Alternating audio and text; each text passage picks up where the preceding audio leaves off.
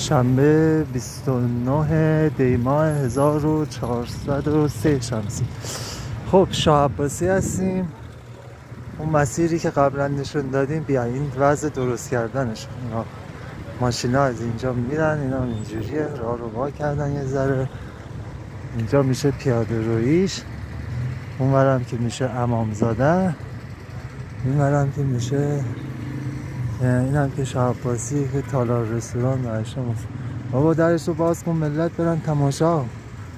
خب این شاه عباسی قراره اینجا هم بله این مسیر شاه عباسی پیاده روی قدم زدن. این خیابون هم که باریک کردن و ترافیک اینجا گسترده میشه و چه خرطوخری درستش کردن. اینجا میشه خوب پدر سوخته، اینجا میشه ترافیک که مملکت خری داریم.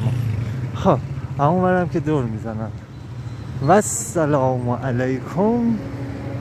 به قله ها نزدیک شدیم.